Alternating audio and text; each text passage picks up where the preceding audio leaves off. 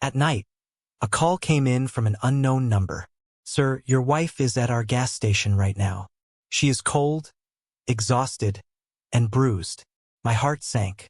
Beatrick was supposed to be safe with my daughter and son-in-law, but where were they?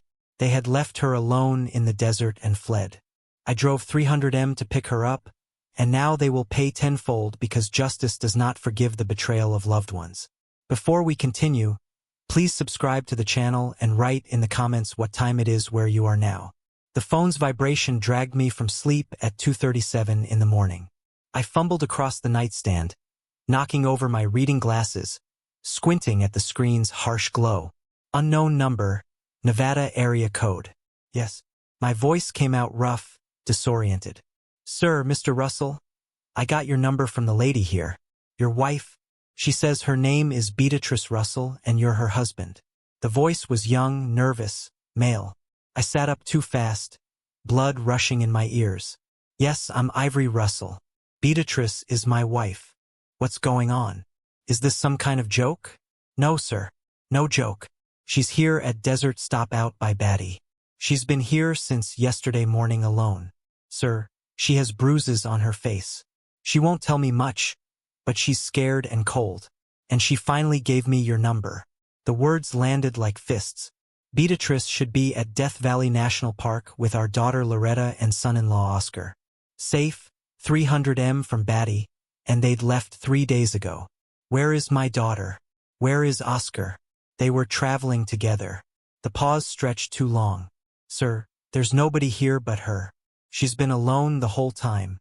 I was already moving, throwing off the blanket, my feet hitting the cold floor. 41 years of marriage, and I knew Beatrix's rhythms like my own heartbeat. She wouldn't be alone at a gas station. Not voluntarily. "I'm coming. Give me the address." I dressed in yesterday's clothes, still draped over the chair, hands shaking as I checked my wallet. License, credit cards, cash, everything automatic while my mind raced ahead through possibilities, each worse than the last. In the kitchen, I grabbed water and protein bars without thinking. Old prosecutor habits kicking in. Be prepared. Stay functional. The note I started writing, "Gone to get Beatrick." I crumpled and tossed in the trash. No one else lived here. No one to tell. I tried Loretta's number as I backed out of the driveway, straight to voicemail. I didn't leave a message. Tried again. 20 m down Highway 95. Same result. My jaw clenched so tight my teeth ached. The desert highway stretched black and endless under my headlights. I pushed the speedometer to 85, then 90. No other cars. Just me in the darkness and the terrible arithmetic unfolding in my head. 3 days since the family dinner where Oscar had pulled out that manila folder. "Just want to show you both this trip insurance information. Make sure everyone's protected." The way he'd kept refilling Beatrix's wine glass. How Loretta had insisted. "Mom needs to come right now while we have time off work." Details I dismissed then assembled themselves now like evidence at trial. The pattern emerging, deliberate, calculated desert stop appeared suddenly, harsh fluorescent lights blasting the darkness. I swung into the lot too fast, tires squealing, and there she was. Beatrice sat on a metal bench outside the convenience store, wrapped in an employee blanket. Her hair hung in tangled strands around her face.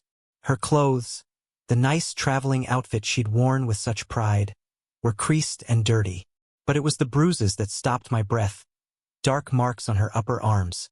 A purple shadow blooming on her left cheekbone. Grip marks. Someone had grabbed her hard. She looked up as I approached, and the expression on her face shattered something in my chest. Not relief, shame.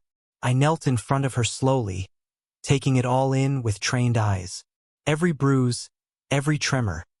The way she folded into herself, making herself smaller. "I'm here now." I waited. Her voice came out broken, barely audible. "I thought they'd come back. I thought maybe they forgot." A young kid hovered nearby, watching anxiously, the employee who'd called. Dark hair, maybe 19. He shifted his weight, clearly wanting to help, but unsure how. "Don't talk now," I told Beatrice. "Let's get you somewhere warm and safe. We'll figure this out." She finally met my eyes, and the pain there cut deeper than any physical wound. Ivory, they left me. Our daughter left me on purpose. I helped her stand, supporting her weight as she leaned against me. She felt smaller than I remembered, diminished. I grabbed her small overnight bag from beside the bench, the only possession she had, and guided her toward my car. The young employee approached, apologetic and relieved. "Mr. Russell, I'm David. I'm the one who called. I'm sorry it took so long, but she didn't want me to call anyone at first. She kept saying they'd come back." "How long has she been here exactly?" "Since yesterday morning. Around 10 o'clock. It's been almost 36 hours, sir." I gave her water, some snacks from the store. My manager said I could let her stay in the employee room during my shifts. She just kept watching the road. 36 hours. A day and a half in the desert cold, bruised and abandoned, waiting for family who weren't coming back. Did anyone else stop? Did she call anyone besides me? She tried calling 2 numbers over and over. Nobody answered. She finally broke down, crying around midnight, and gave me your number. I pulled cash from my wallet and pressed it into David's hand. "You probably saved her life. Desert nights get cold. Thank you for calling me." He tried to refuse, but I closed his fingers around the bills. "Take it. You did the right thing when my own family didn't." I settled Beatrice into the passenger seat and walked around to the driver's side. The prosecutor in me was already working, organizing facts into patterns, identifying what I needed to know and what I needed to do. 40 years in the prosecutor's office taught me to spot conspiracy. This wasn't impulse or accident. Someone had planned this. Someone had hurt my wife deliberately, and someone was going to pay. The Desert Rose Motel sat 10 minutes down the road, a low-slung building with faded pink paint and a flickering vacancy sign. I pulled up to the office while Beatrice waited in the car, still wrapped in that gas station blanket. The night clerk barely looked up as I paid cash for a room. He slid a key across the counter with the mechanical efficiency of someone who'd stopped noticing guests years ago. "Room 12, ground floor, end unit." I helped beat Rick inside, flipping on lights that revealed generic desert landscape paintings and a threadbare comforter. But it was clean. It was warm. It was safe. Hot shower, clean towels, then sleep if you can. She stood in the middle of the room, swaying slightly, looking lost. Then her face crumpled. "I'm sorry. I'm so sorry you had to drive all this way. I should have known. I should have seen it coming." I caught her before the apology could spiral further. "Stop. None of this is your fault. Not one single piece. We'll talk when you're ready. Not before." The shower ran for 20 minutes. I heard her crying through the door, but didn't intrude. Some things you have to get out alone. While she was in there, I stepped outside and called the motel's front desk, asking about food delivery. The clerk gave me a number for a diner that did breakfast runs. By the time Beatrice emerged in the motel's thin robe, her hair damp and combed, scrambled eggs and toast had arrived. I set everything on the small table by the window and poured her coffee from the foam cup. "Where are we going?" Her voice was steadier now, but still fragile. "Motel in town. You need rest before we drive home. I don't want to be a burden. You're my wife. You're never a burden. Just rest now." She picked at the eggs, managing a few bites. I watched her hands shake around the fork. The bruises on her arms looked darker in the lamplight. Someone had gripped her hard enough to leave perfect finger marks.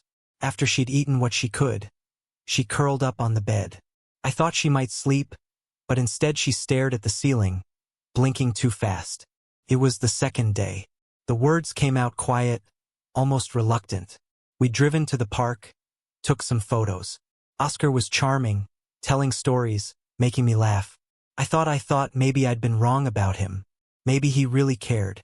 I pulled a chair close to the bed, but didn't interrupt. Let her tell it her way. That's how you get the truth. What changed? Breakfast. He pulled out papers. Said it was standard stuff for the trip. Emergency contacts, insurance. But I looked closer. It wasn't trip insurance. It was power of attorney, health care directives, asset management agreements. My blood went cold. I kept my voice level. What exactly did the paper say? The language. It said in the event of mental or physical incapacity and transfer of property management. And there were references to our house, our accounts, everything. I said I wasn't signing anything without you reviewing it. Oscar's face. It just shut down like a mass dropped. Loretta said, "Mom, don't you trust us? We're just trying to help." But it didn't feel like help. My hands tightened on the chair arms. Coercion, fraud, elder abuse. The charges lined up in my head automatically. And then Beatrix's voice broke. 2 hours later, we stopped at that gas station. They said they needed to use the restroom and grab snacks for the road. I went to the bathroom. When I came out, their car was gone. I stood there thinking I must be confused. Maybe they pulled around back, but their car was just gone. And my phone showed missed calls from both of them from an hour earlier. Calls I never received. They'd called when I was in the car with them to create a record. The sophistication of it stunned me for a moment, creating false evidence of attempted contact, making it look like she'd been negligent, confused, lost, setting up a narrative of mental decline. How long did you wait? Hours. I called them over and over. Nothing. That boy, David, finally came out around lunchtime, asked if I was okay. I said my family was coming back. I believed it. I waited all day, all night, all the next day. I kept thinking there was a mistake, an explanation, but there wasn't. Was there? I stood. The prosecutor taking over completely now. My voice came out like ice. No, there wasn't. This was deliberate. They tried to coerce you. When you refused, they retaliated. Get dressed. We're going home. Shouldn't we call Loretta? Shouldn't we? No, we don't call them. We don't warn them. We go home and I handle this my way. While Beatrice dressed in the bathroom, I pulled out the small notebook I always carried. Another prosecutor habit. Document everything. I wrote down dates, times, every detail she told me about the papers Oscar had shown her, the timeline of abandonment, the fake phone calls, evidence. Later, as I packed up our few things and checked the room, I pulled out my phone one more time. Loretta's name sat there in my contacts.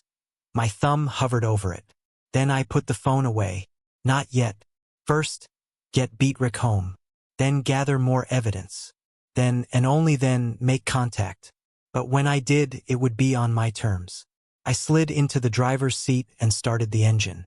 Morning sun was rising over the Nevada desert, burning off the night's shadows. The 4-hour drive home stretched ahead, and with every mile, I was building a case. We pulled into our driveway just before noon. The house looked exactly as I'd left it hours earlier, but everything felt different now. I helped Beatrix inside, her movements slow and careful, like someone recovering from surgery. Rest, I told her, guiding her toward our bedroom. I'm calling Dr. Santos. Helen Santos had been our family physician for 15 years. She arrived within an hour, medical bag in hand, her expression concerned.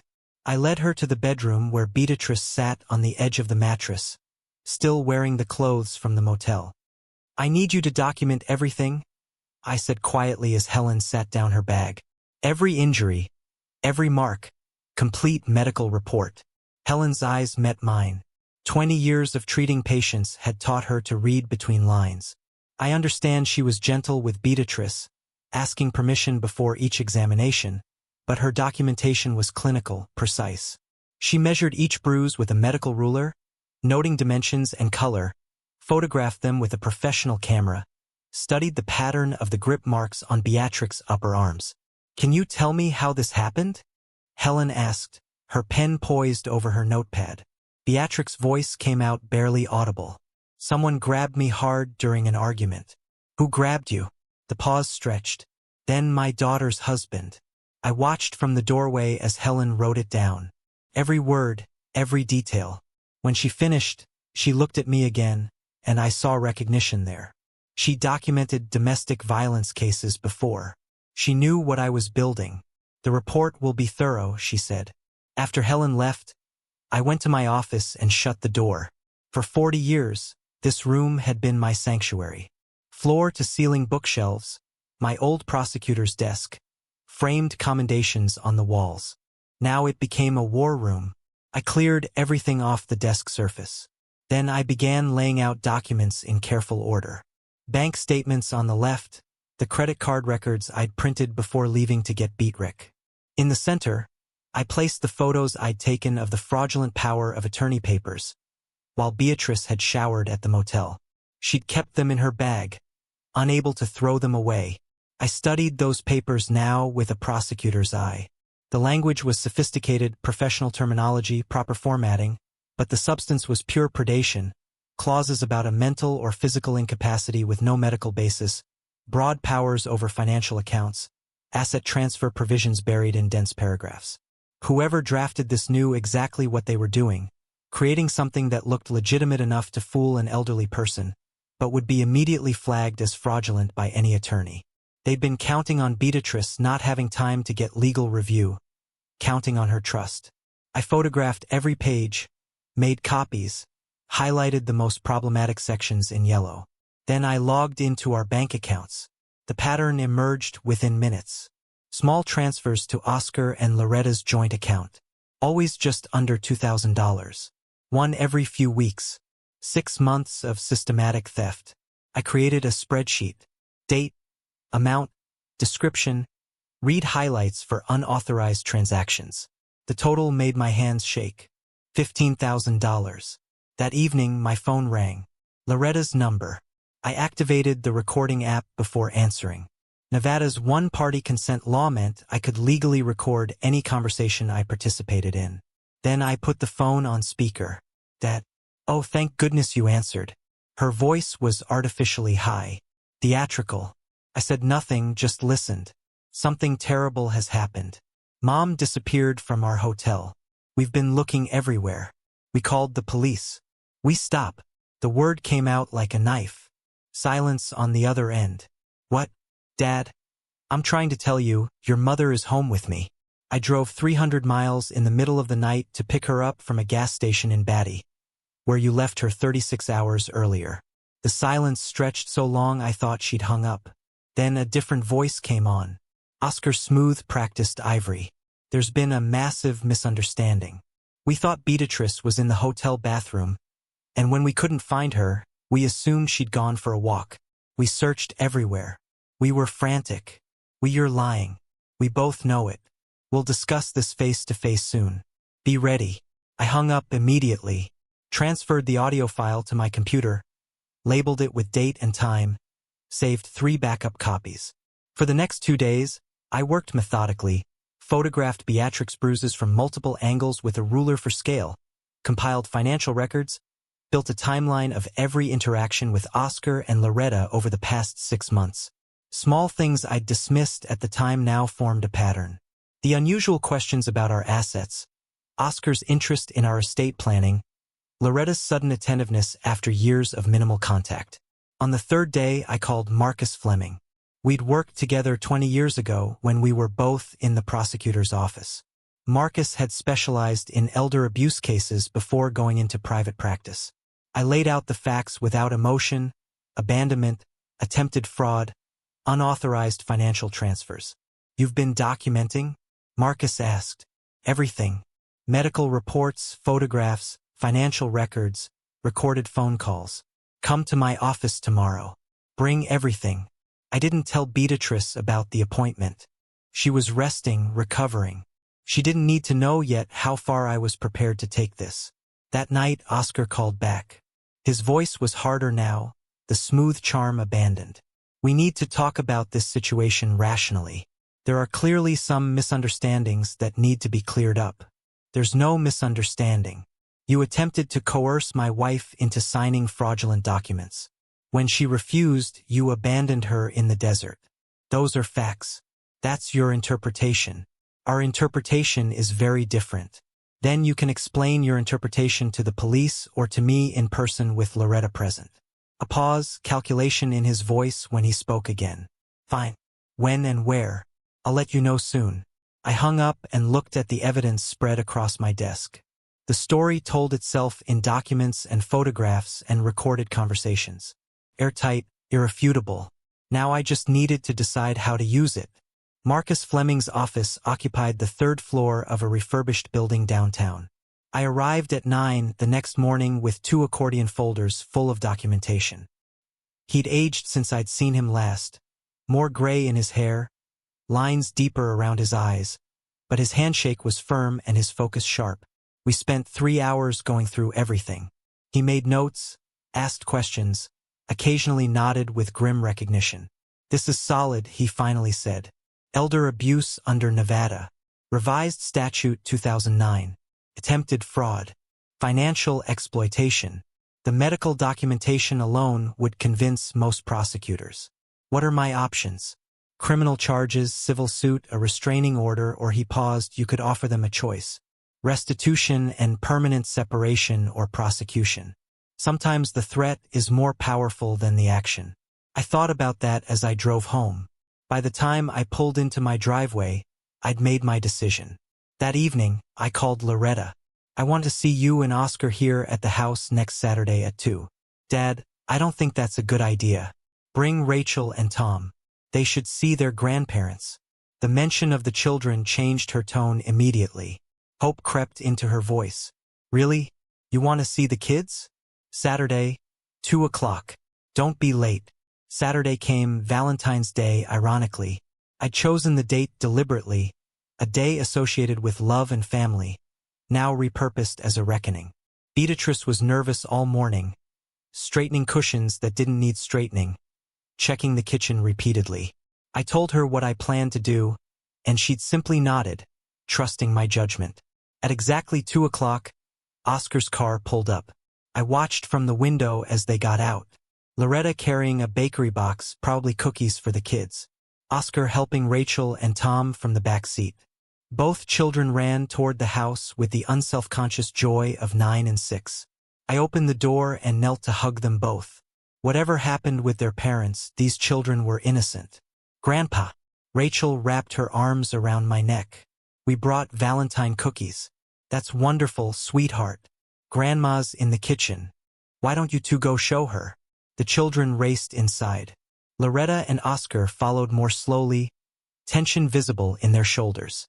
"Dad," Loretta started, but I held up a hand. "Let the kids settle first. We'll talk after." For 30 minutes, I played the role of grandfather. Admired the Valentine cookies the children had decorated. Let Tom show me his new toy truck. Watched Beatrice smile genuinely for the first time in days as Rachel chattered about her school play. Then I stood. "Rachel, Tom, why don't you watch that show you like in the guest room, the one with the talking animals?" They went happily and I closed the living room door behind them. The temperature in the room dropped immediately. "Sit down," I said to Oscar and Loretta. They sat on the couch. Beatrice took the chair beside me. I remained standing.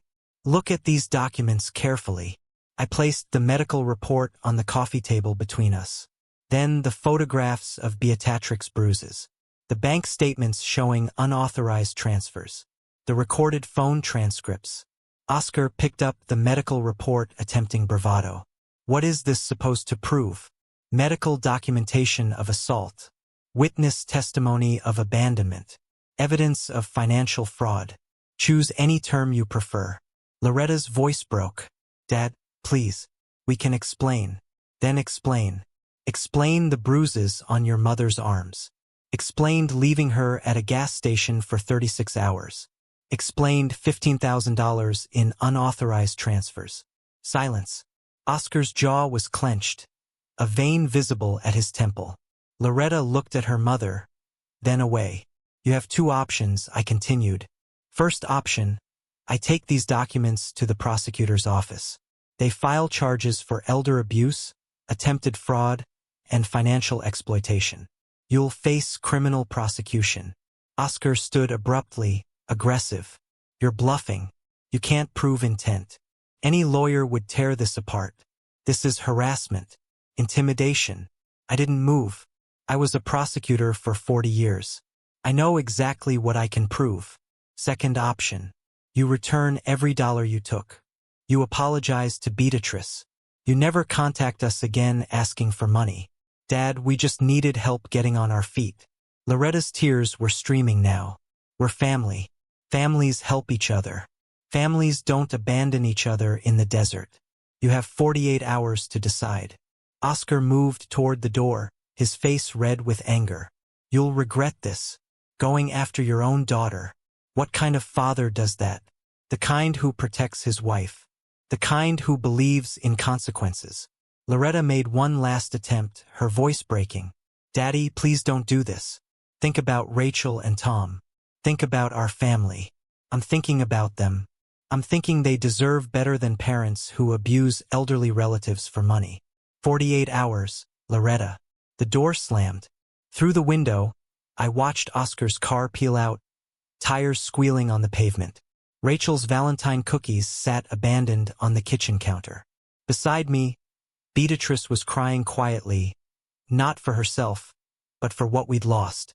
I put my arm around her shoulders and held her as we stood at the window watching the empty street.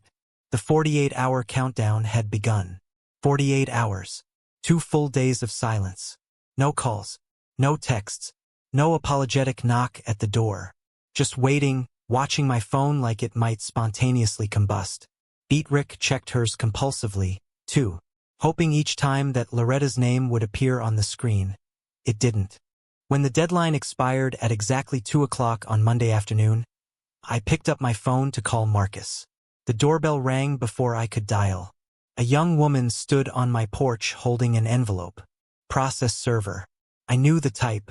Efficient, neutral, done this 1,000 times. Ivory Russell. Yes. She handed me the envelope and walked away.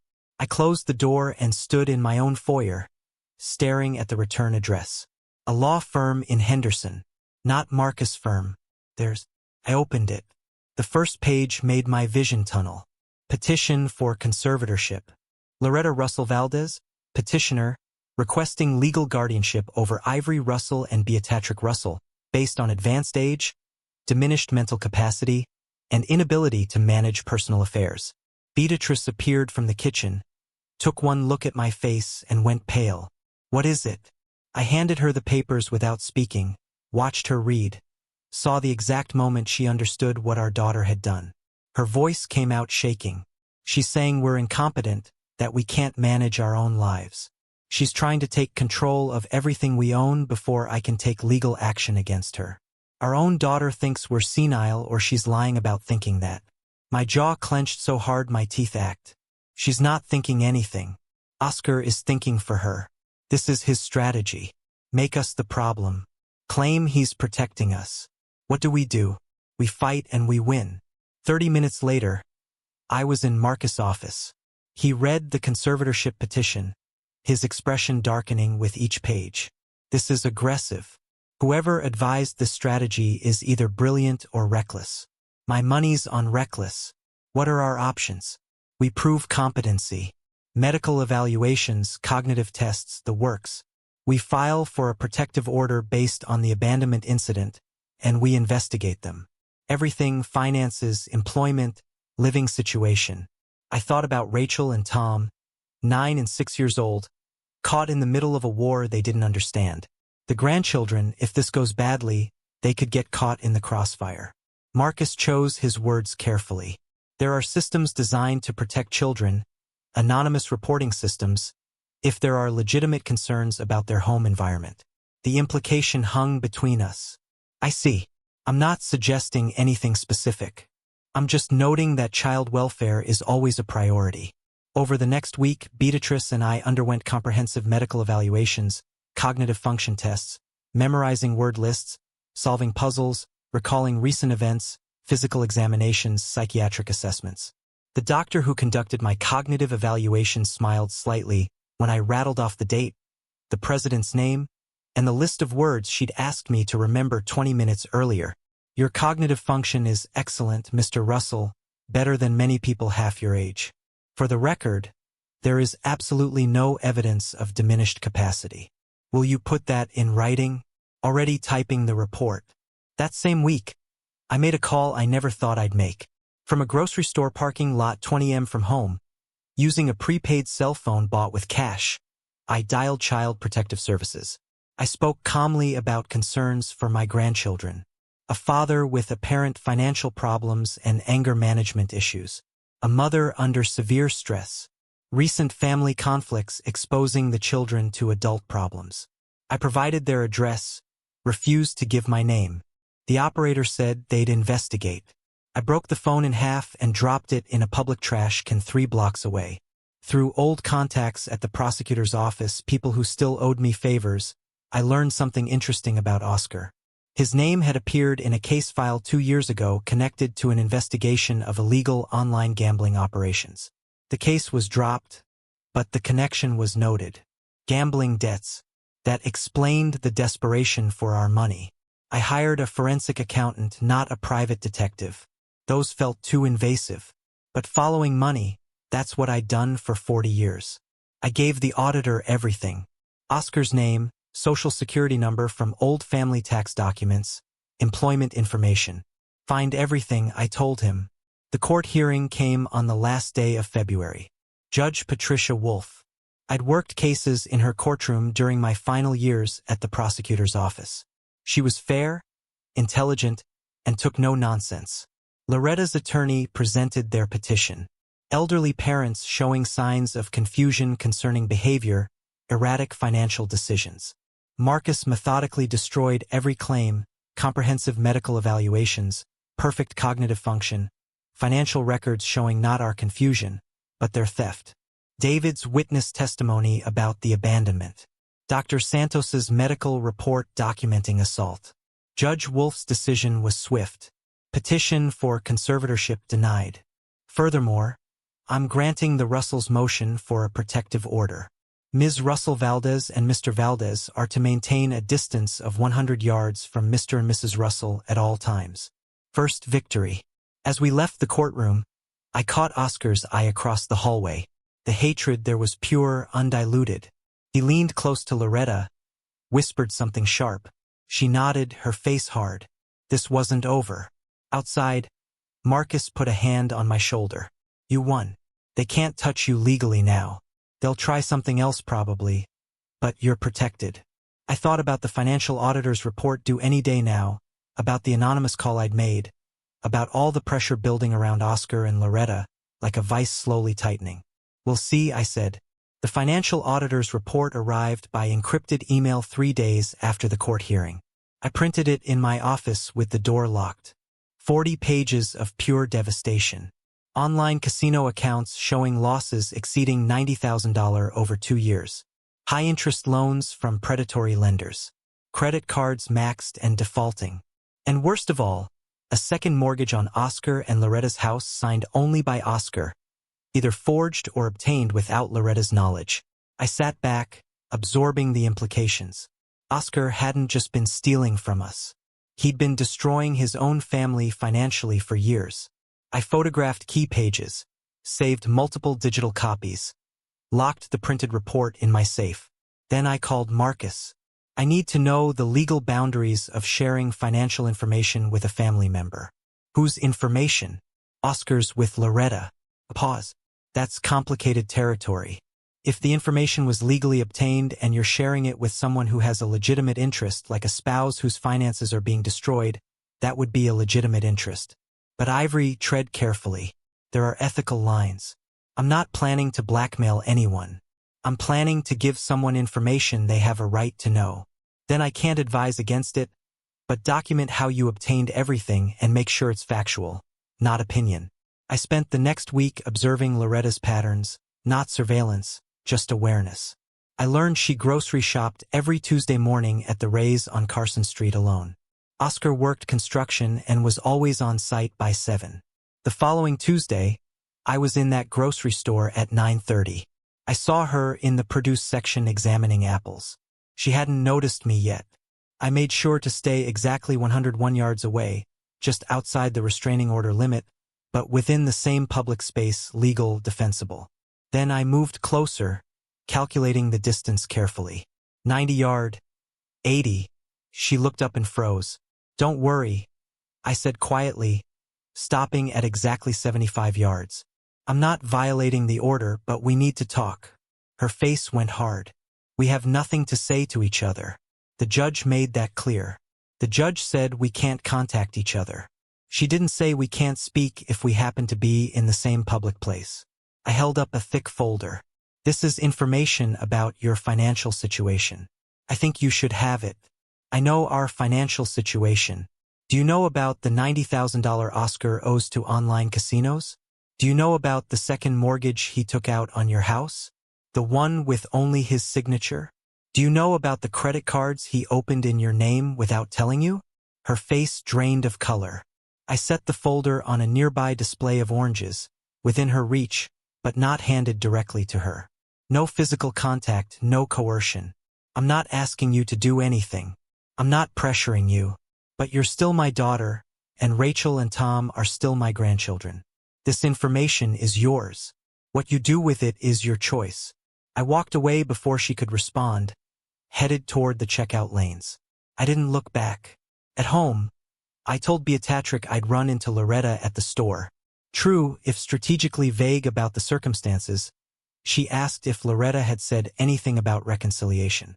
I said no, which was also true. That afternoon, my phone buzzed with a text from an unknown number. This is Loretta using a friend's phone. We need to meet, not at your house because of the order. Tomorrow, Kamak Coffee, downtown 2 p.m. I showed Beatrice the message. She wants to meet, she said, hope flooding her voice. Don't get ahead of yourself. She might be coming to yell at me, but I knew better. She was coming to ask questions. The next day, I arrived at Kamak Coffee at 1:55. Loretta was already there, sitting at a corner table far from other customers. The folder I'd left sat in front of her, worn from repeated examination. I got coffee, black, and sat down across from her. Stayed silent.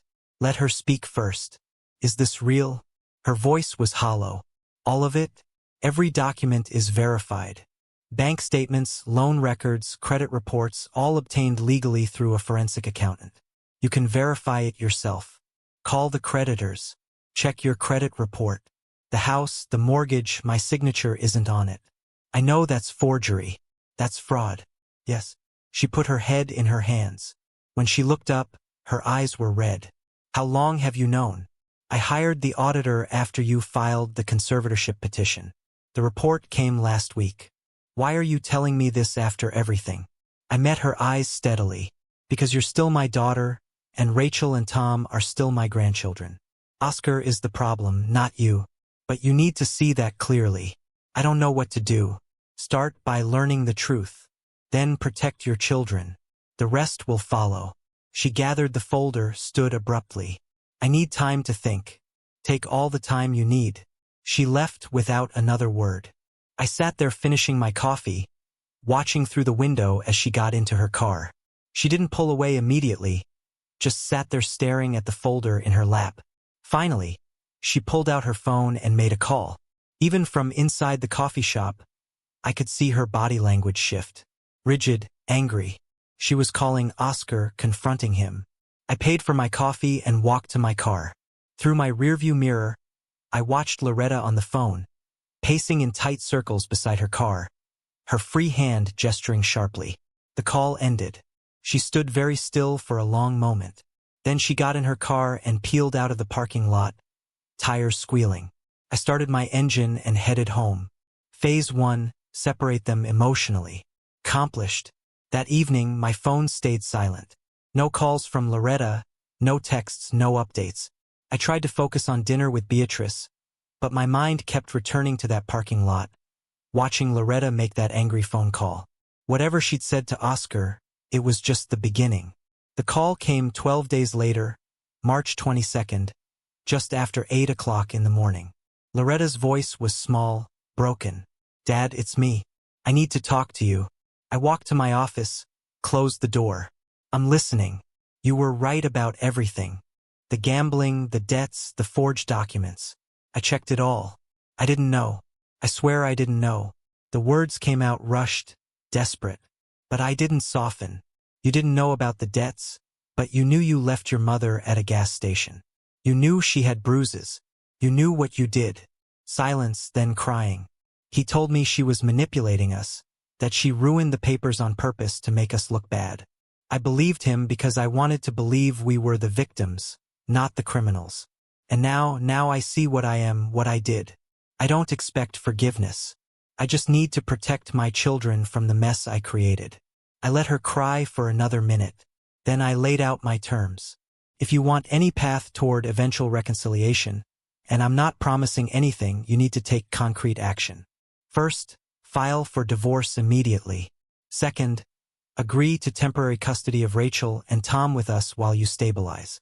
Third, return the $15,000. Dad, I can't. Child Services is investigating your home. If you don't act now, the decision gets taken out of your hands. The silence stretched. Finally, how long do I have? 2 weeks for all three. The money I'll need time to payment plan is acceptable, but the divorce papers need to be filed within 2 weeks. Non-negotiable. Another long pause. Okay, one more thing. When you file, you need to request that the notary who witnessed the forged mortgage be investigated. That person is either complicit or had their credentials stolen. Either way, it's evidence. I said it casually, almost as an afterthought, but I knew Oscar. Desperate men make desperate choices, and if Oscar thought the notary could be convinced or coerced into changing their testimony. I'll include it in the filing, Loretta said. We hung up. I sat at my desk for a long time thinking about next moves, contingencies, how Oscar would react when the walls really started closing in. 2 weeks and 1 day later, on April 5th, Loretta filed for divorce. Marcus called me that afternoon to tell me. She cited irreconcilable differences, requested full custody with supervised visitation for Oscar, and flagged the forged mortgage for investigation. The papers were served to Oscar at his workplace an hour ago. How did he react? Server said he went pale, then red, then walked out of the building without a word.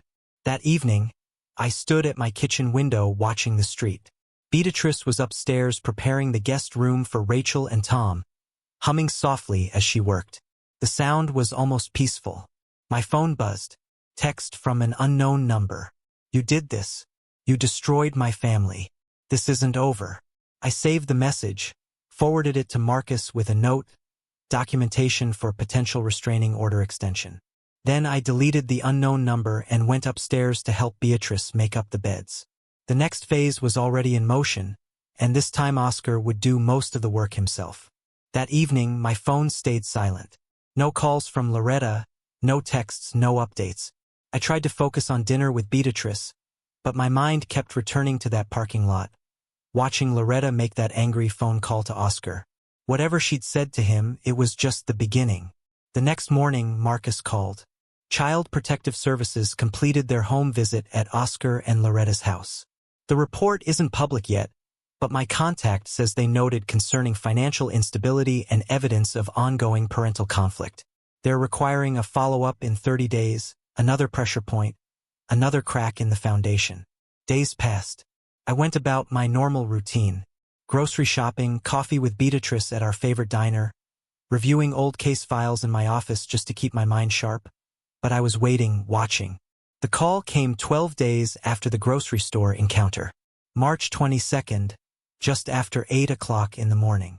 Loretta's voice was small, broken. Nothing like the defensive woman from the courtroom. Dad, it's me. I need to talk to you.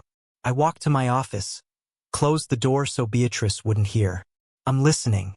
You were right about everything. The gambling, the debts, the forged documents. I checked it all myself. I didn't know. I swear I didn't know. The words tumbled out, rushed, desperate. Part of me wanted to comfort her, but the prosecutor in me stayed cold. You didn't know about the debts, but you knew you left your mother at a gas station. You knew she had bruises. You knew what you did. Silence, then crying, raw and ugly. He told me she was manipulating us, that she ruined the papers on purpose to make us look bad. I believed him because I wanted to believe we were the victims, not the criminals. And now I see what I am, what I did. I don't expect forgiveness. I just need to protect my children from the mess I created. I let her cry for another minute. Let the weight of it settle. Then I laid out my terms, each one deliberate, non-negotiable. If you want any path toward eventual reconciliation, and I'm not promising anything, you need to take concrete action. First, file for divorce immediately. Second, agree to temporary custody of Rachel and Tom with us while you stabilize your situation. Third, return the $15,000 you took. Dad, I can't just child services is investigating your home. If you don't act now, the decision gets taken out of your hands completely. The silence stretched. I could hear her breathing uneven and shaky. How long do I have? 2 weeks for all 3 requirements. The money. I'll need time to get that kind of payment plan is acceptable. First installment within 30 days, but the divorce papers need to be filed within 2 weeks. Non-negotiable. Another long pause. I could almost hear her calculating, weighing options, realizing she had none. Okay, one more thing. When you file, you need to request that the notary who witnessed the forged mortgage be investigated. That person is either complicit in fraud or had their credentials stolen. Either way, it needs to be flagged for investigation. I said it casually, almost as an afterthought, but I knew Oscar knew how desperate men think.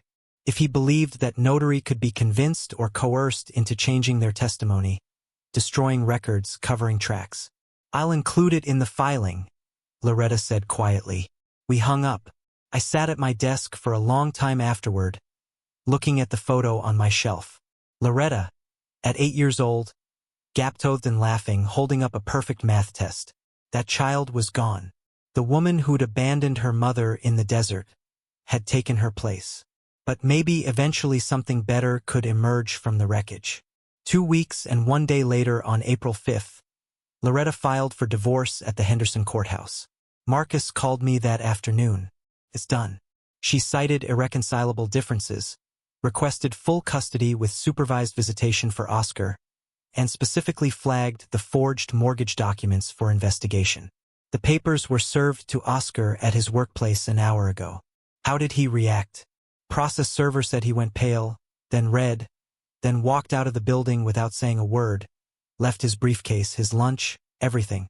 I thanked Marcus and hung up, walked to the kitchen window, looked out at the quiet street. Beatrice was upstairs preparing the guest room for Rachel and Tom, humming softly as she worked. The sound was almost peaceful. My phone buzzed. Text from an unknown number. You did this. You destroyed my family. This isn't over. I took a screenshot, forwarded it to Marcus with a note, documentation for potential restraining order extension. Then I blocked the number and went upstairs to help Beatrice make up the twin beds with fresh sheets covered in stars and planets. The next phase was already in motion, and this time Oscar would do most of the work himself. Oscar showed up at my house 6 days after being served the divorce papers. It was nearly midnight when headlights swept across our bedroom window. I was already awake. Old prosecutor's instinct. I heard the car door slam. Heavy footsteps on the walkway. The pounding on the front door shook the frame. Ivory, I know you're in there. You can't hide from this. I pulled on my robe and went downstairs. A Beatrix appeared at the top of the stairs. Frightened. Call the police, I told her quietly. Restraining order violation. Oscar's shouting continued outside. You turned my wife against me. You poisoned her mind. You want to take everything? I didn't open the door, just stood in my foyer, phone in hand, waiting. The police arrived within 7 minutes. Through the window, I watched 2 officers approach Oscar, who was still standing on my porch, his face red with rage. They arrested him on the spot. The next morning, Marcus called with an update. He spent 48 hours in jail. Judge set bail at $5,000. He posted it this morning using a bail bondsman. He'll violate again. Probably. They always do. 6 days later, he did. The notary's office was in a small professional building downtown. Carmen Rodriguez had been a public notary for 15 years, meticulous about her records. When I'd mentioned her name to Loretta, I'd known Oscar might try something stupid. He broke in at 3 o'clock in the morning on April 18th, smashed the window on the back door, triggered the silent alarm immediately. He was in the office for less than 5 minutes before police arrived. Just long enough to search Carmen's files, leave fingerprints on her desk and cabinets, and accomplish absolutely nothing since her records were digitally backed up and legally protected. Security cameras captured everything. Marcus called me the next morning. Your son-in-law is making this remarkably easy for us. Breaking and entering, attempted theft of records, destruction of property, Combined with the restraining order violation, he's looking at serious charges. Will he make bail again? Doubtful. Judge Martinez doesn't appreciate repeat offenders. Oscar is probably looking at 5 to 7 days minimum before hearing. Over the following week, Oscar's life collapsed like a building with its supports removed. His employer terminated him on April 21st. Standard policy for employees with pending felony charges. The foreclosure notice on his house arrived April 25th. His car was repossessed 2 days later when he missed the third consecutive payment. Loretta moved into a small apartment downtown, took the children with her. She'd found work as a paralegal, ironic given the circumstances, and was making the first payment on what she owed us. On April 30th, I received a call from Carmen Rodriguez, the notary. Her voice was shaky but angry. Mr. Russell, this is Carmen Rodriguez. The police told me you might have information about why Oscar Valdez targeted my office. He forged documents and needed your records to disappear. I want to testify against him at any hearing, any trial. What he did to your wife, what he tried to do to my business, I want him held accountable. I took down her information, passed it to Marcus. Another witness, another nail. That same afternoon, Oscar's attorney reached out to Marcus about a plea deal. The terms were harsh, but predictable. Plead guilty to breaking and entering. Dropped the attempted theft charge, 6 months probation, 200 hours community service, restitution for damages, no jail time if he complied fully with all terms. He'll take it, I told Marcus. He has no choice. Probably. His attorney knows they have video evidence and can't win at trial. 2 days later, Loretta called. Her voice was exhausted, but steady. Dad, the children want to say goodbye to Oscar before they move in with you and Mom this weekend. Can we meet somewhere supervised? Where? The park downtown Sunday at noon. I thought maybe you should be there as the supervisor so Oscar knows the boundaries are real. I thought about it, meeting Oscar face to face with my grandchildren present at the final moment of his collapse. I'll be there, I said. Sunday morning arrived bright and cold. Beatrick and I drove to Carson Park just before noon. Loretta was already there with Rachel and Tom sitting at a picnic table near the playground. The children were subdued, sensing the weight of adult problems they couldn't quite understand. Oscar arrived 10 minutes late, driving a borrowed car. He looked diminished, unshaven, wearing rumpled clothes, moving like someone who hadn't slept in days. He stopped when he saw me standing beside Loretta, his jaw clenched. You brought him. Loretta's voice was firm. Dad is here to supervise. Those are the terms. For a moment I thought Oscar might leave. But then Rachel called out, Daddy! And ran toward him, and whatever fight he had left drained away. I watched him kneel and hug his daughter, then his son. Watched him try to smile, tried to pretend everything was fine. Watched him lie to his children's faces about why they couldn't come home with him yet. After 15 minutes, Loretta stood. Time to go. Oscar's mask cracked. Please, just a little longer. We agreed on 15 minutes. He looked at me then, and I saw everything in that look. Hatred, defeat, recognition that he destroyed himself more thoroughly than I ever could have. This is all you, he said quietly. You orchestrated everything. I met his eyes steadily.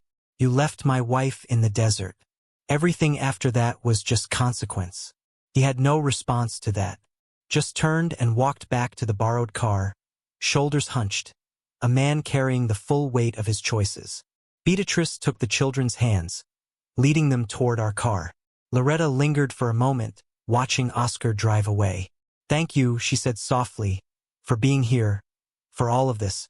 Take care of those children, I told her. That's all that matters now. We drove home in silence, Rachel and Tom chattering in the back seat about their new room, about the stars and planets on their sheets. Innocent voices unaware of the war that had raged around them. In my rearview mirror, I watched the park disappear. It was over. Not forgiveness, not reconciliation, not healing. Those would take years if they came at all. But the revenge part, that was finished. Justice had been served, cold and precise, and sometimes that had to be enough. Oscar's criminal sentencing hearing was scheduled for May 7th. I wasn't required to attend. I went anyway. The courtroom was the same one where I'd prosecuted hundreds of cases over 4 decades. Judge Martinez presided. A woman who'd come up through the system the same years as I had, who knew what thorough prosecution looked like. Oscar shuffled in wearing county jail scrubs, unable to make bail this time. His attorney, a public defender, since Oscar could no longer afford private counsel, carried a thin folder, not much of a defense to mount. I sat in the back gallery, dressed in a suit, old habits. The judge reviewed the case file, her expression neutral but focused. Oscar's attorney made his arguments. Isolated incidents, extreme stress from failing marriage, no prior criminal record, fully cooperative with authorities. Judge Martinez listened. Then she spoke. Mr. Valdez, I've reviewed your case thoroughly. Your attorney argues this was a single lapse in judgment, but the record shows a pattern. You abandoned an elderly woman in dangerous conditions. You violated a restraining order. You broke into a legal office to steal confidential documents. The public defender tried again. Your Honor, my client was under extreme stress from financial difficulties. Many people face stress and financial difficulties. They don't commit crimes. Mr. Valdez made choices, consistently poor choices that endangered others and violated the law. Oscar spoke for the first time, his voice hollow. I was trying to protect my family's interests. I was desperate. Desperation doesn't excuse criminality.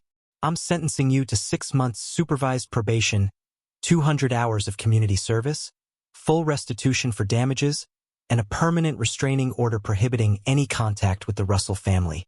This means no contact of any kind, not through intermediaries, not through social media, not through your children. Any violation will result in immediate incarceration. Do you understand? Yes, Your Honor. Oscar looked at me once as the bailiff let him out. I met his eyes steadily. He looked away first. A week later, Loretta called. The divorce is final. May 15th, I'm legally free of him. Not happy, just free. That same week, I made a phone call from my locked office. Oscar's employment information obtained through divorce proceedings public record sat on my desk.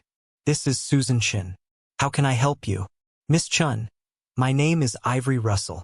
I'm a retired prosecutor from Carson City. I'm calling regarding one of your employees, Oscar Valdez, in your marketing department.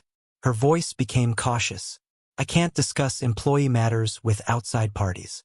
I understand completely. I'm not asking for information. I'm providing it. Mr. Valdez was recently convicted of breaking and entering and has multiple restraining order violations on his record. He also has documented gambling addiction with over $90,000 in casino debts. I thought your company should be aware, particularly if he has access to financial systems or client accounts. Pause. Can you provide case numbers or documentation? Everything is public record. I gave her the case numbers, the dates, the court locations. I appreciate you bringing this to our attention. I'm simply ensuring appropriate parties have relevant information. What you do with it is your decision. 3 days later, Marcus called. Oscar Valdez was terminated from Apex Marketing yesterday. Official reason, violation of company ethics policy. Understood. Thank you. I walked to the living room where Beatrice was reading. It's done. She looked up, understood immediately, and nodded. No celebration, just acknowledgement. The following week, I met with our estate attorney. Beatrice came with me carrying decades of financial documents. I want to restructure our will and create a trust for Rachel and Tom. The attorney took notes as I explained. Primary assets house valued at $680,000, savings of $320,000 would go directly to the grandchildren through a trust activating when they turn 25. Loretta would receive $50,000. Not much for your daughter, the attorney observed. Enough to show forgiveness is possible, not enough to reward what she did. The trust included strict provisions, protected from any future spouse Loretta might have, couldn't be accessed early for any reason, required the children to maintain good academic standing and clean criminal records. This is ironclad, the attorney confirmed. No one can access or modify it without a court order proving you were incompetent when you created it. We signed the documents in early June. The notary witnessed, stamped, filed the originals in the attorney's safe. Later that month, Marcus provided a final update. Oscar moved back to California, living with his mother in Sacramento, working part-time retail, barely making minimum payments on court-ordered restitution. I absorbed this information. Criminal record, check. Divorced with minimal visitation, check. House foreclosed, check. Car repossessed, check. Job terminated, check. Credit destroyed, check. 90,000 in unpayable debts, check. The man who tried to steal from us, who'd abandoned Beatrice in the desert, that man had been systematically dismantled. I felt no guilt, only the cold satisfaction of justice served. That evening I sat on our back porch, watching Rachel and Tom play in the yard. Beatrice joined me, settling into the chair beside mine. "It's really over," she said quietly. "Yes. Do you think Oscar will try anything else?" "No, he has nothing left to fight with." She was silent for a moment. "What you did coordinating all of this. Some people might call it revenge. Some people would be right. And you're okay with that?" I thought about the question about 40 years of prosecuting criminals, of building cases, of believing in consequences, about finding my wife bruised and abandoned at a desert gas station, about watching Oscar manipulate our daughter into complicity. I stopped a criminal using legal means. I'd do it again. Beatrice reached over and took my hand. Her grip was strong, steady. The tremor she'd had for weeks after the abandonment was gone now. "Good," she said, "because he deserved everything he got." We sat together as the sun set, watching our grandchildren play, and for the first time in months, the weight I'd been carrying lifted. Justice wasn't just served.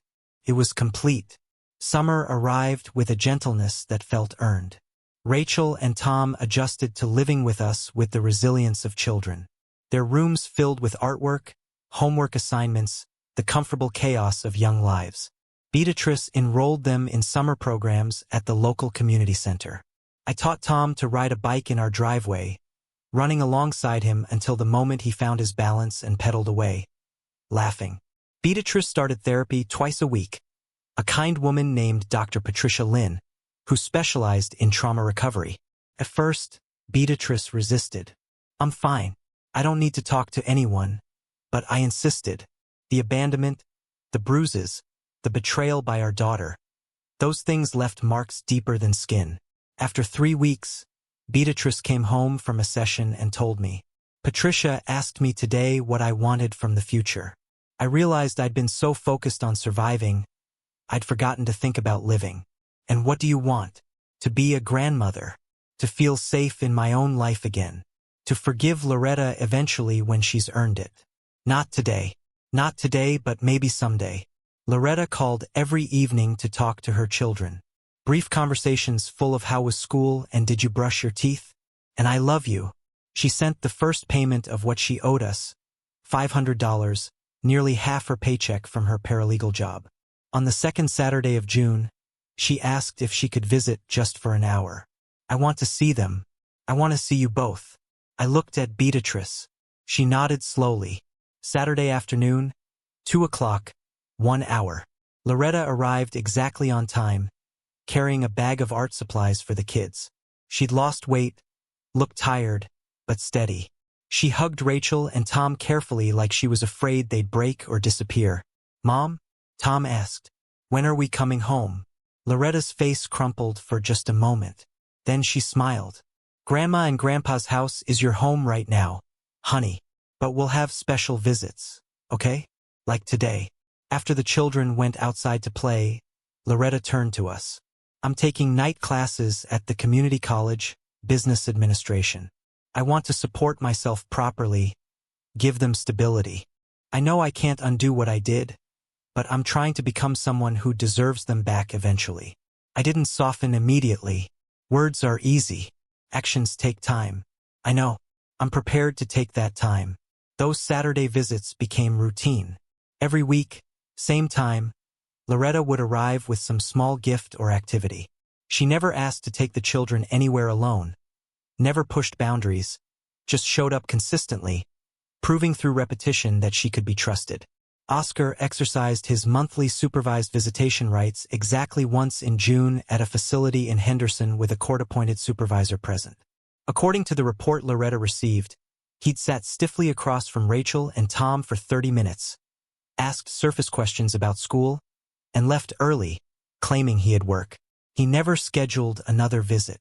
August brought our 41st wedding anniversary. I planned nothing elaborate. The past months had been exhausting enough, but Beatrice wanted to celebrate. "We survived," she said simply. "That deserves recognition." We invited Loretta for dinner. She arrived early to help cook, moving around our kitchen like she remembered from childhood, instinctively knowing where everything lived. The evening was almost normal. Rachel showed us her report card, all A's and B's. Tom demonstrated his new ability to snap his fingers. We ate lasagna and garlic bread and the lemon cake Loretta had baked. After dinner, after the children were playing in the living room and Loretta was clearing dishes, Beatrice and I stepped onto the front porch. The sun was setting, painting the sky in shades of gold and pink. 41 years, Beatrice said. Through everything, I echoed. Do you think Loretta will be okay? Really okay. I thought about the question about my daughter who'd made terrible choices, paid terrible prices, and was slowly rebuilding herself piece by piece. I think she has a chance if she keeps showing up, if she keeps doing the work. And us? Are we okay? I looked at my wife, 62 years old. Bruises long faded, strength returned. The woman I'd driven 300 miles through the night to rescue. The woman who'd sat beside me through investigations, court hearings, strategic planning. The woman who'd chosen to heal rather than break. We're more than okay, I said. Inside, Loretta called. Dinner's ready. Wait, we just eaten. I realized she meant dessert. Old habit calling it wrong. Rachel and Tom raced toward the house, laughing about something only they understood. Beatrice stood, tugged my hand. Come on, let's eat with our family. I rose but paused at the porch rail looking out at the neighborhood. 41 years in this house, 40 years as a prosecutor before that. I'd spent my entire life pursuing justice in courtrooms through evidence by legal means. What happened with Oscar was just one more case, except it wasn't. It was personal, and personal cases required complete solutions. Oscar was gone. Not dead. Not in prison. Just removed. Living a diminished life in California. No threat to anyone. Loretta was here, rebuilding, earning forgiveness slowly. Beatrice was healing. The children were safe. Ivory, Beatrice called from the doorway. I turned, saw my wife backlit by warm kitchen light, heard my grandchildren's voices. This is what justice looks like, I thought. Not courtrooms or sentences. This family, safety, healing. I walked inside and Beatrice closed the door behind us. Through the window, the porch swing rocked gently in the evening breeze. Empty now, but waiting. Tomorrow would come with its own challenges. But tonight was simply dinner with family. Laughter around a table. Ordinary moments that once seemed lost forever. Beatrice brought out the anniversary cake, 41 candles, actually just 4 in one. We sang off-key and joyful. I made a wish, not for revenge or justice. Those were complete. I wished for continued healing, for my grandchildren's futures, for my wife's peace. I blew out the candles. Everyone cheered. And for the first time since that midnight phone call from a gas station 8 months ago, I felt something I'd almost forgotten. Contentment. The revenge was over. The healing had just begun. And sometimes that balance was exactly what justice required. If you like this story, please like this video, subscribe to the channel, and share your impressions of this story in the comments. To listen to the next story, click on the box on the left. Thank you for watching.